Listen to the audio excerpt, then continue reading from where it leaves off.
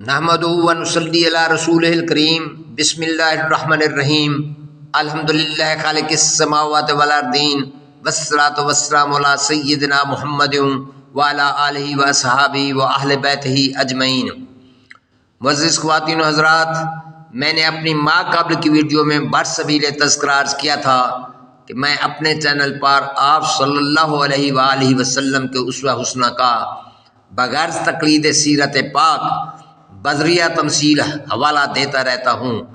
اپنے چینل بانگ جرس کے افتتاح کے بعد چونکہ یہ میری پہلی ویڈیو ہے، چاہتا ہوں کہ اس ویڈیو میں آپ صلی اللہ علیہ وسلم کی سیرت پاک کے حوالے سے ویڈیو بناؤں۔ تکمیل مقصد کے لیے آپ صلی اللہ علیہ وسلم کی سیرت کا ایک خاص پہلو جبلت عفو درگزر کا ہے۔ آج کی ویڈیو تاجدار مدینہ صلی اللہ علیہ وسلم کی جبلت معافی و درگزر پر بنائی گئی ہے۔ معزز خواتین و حضرات، آپ سب جانتے ہیں کہ حضرت حمزہ رضی اللہ تعالیٰ عنہ کے ساتھ آپ صلی اللہ علیہ وسلم کے دو رشتے تھے۔ ایک یہ کہ وہ آپ کے چچا تھے، دوسرے یہ کہ آپ دونوں نے ایک ہی عورت کا دودھ پیا ہوا تھا۔ اس تعلق سے رضائی بھائی بھی تھے۔ وحشی بن حرب جنگ احد میں حالت کفر میں تھا اور جبیر بن مطعم کا غلام تھا۔ اس نے وحشی بن حرب کو حضرت حمزہ رضی اللہ تعالیٰ عنہ کی شہادت پر آمادہ کیا تھا اور اس انعام کا وعدہ کیا تھا کہ اگر وحشی نے قتل کر دیا تو اس کو غلامی سے آزادی مل جائے گی۔ اب اس قتل کے بارے میں روایت کچھ ہوں۔ حضرت حمزہ کے قتل کا تفصیلی واقعہ خود قاتل نے بیان کیا، جو صحیح بخاری میں موجود ہے۔ عبید اللہ نے وحشی سے دریافت کیا کہ کیا تو حضرت حمزہ کے قتل کے بارے میں بتائے گا؟ وحشی نے کہا ہاں، بلا شبہ بات یہ تھی کہ حضرت حمزہ رضی اللہ تعالیٰ عنہ نے بدر میں تیمیہ بن عدی بن الخیار کو قتل کر دیا تھا۔ میرے آقا جبیر بن مطعم نے مجھ سے کہا کہ اگر تو حمزہ کو قتل کر دے تو آزاد ہے۔ جب لوگ احد کے پہاڑوں سے ہوتے ہوئے احد کی وادی میں پہنچے، میں بھی ان لوگوں کے ساتھ جنگ کے لیے نکلا۔ جب لڑنے والوں نے اپنی اپنی صفیں درست کر لیں تو صبا بن عبدالعزیٰ صف سے باہر نکلا اور اس نے کہا ہے کوئی مقابلہ کرنے والا؟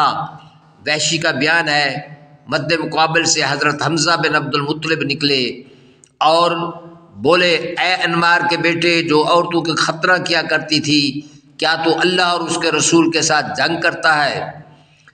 تو پھر حمزہ رضی اللہ تعالی عنہ اس پر حملہ کیا تو وہ ایسا ہو گیا جیسی گزری ہوئی کل، یعنی گزشتہ کل کی طرح وہ دنیا سے ناپید ہو گیا۔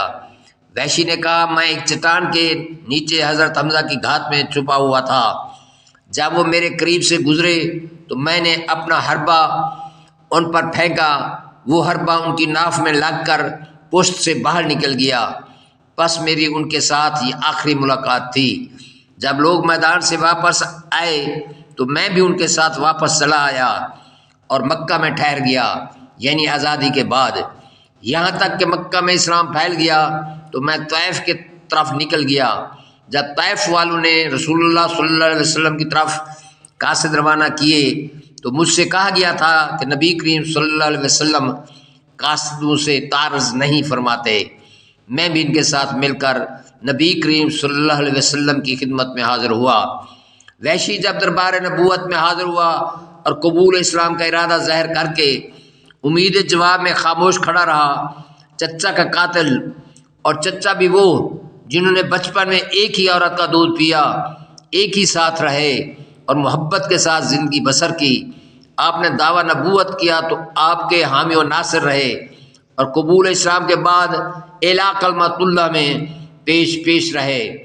ایسے پیارے چچا کو شہید کر کے اور نہ صرف شہید بلکہ عضو جدا کر کے اور نعش کی پوری توہین کر کے وحشی اس گناہ عظیم پر نادم و شرمسار آغوش اسلام کا طلبگار بن کر کھڑا ہے۔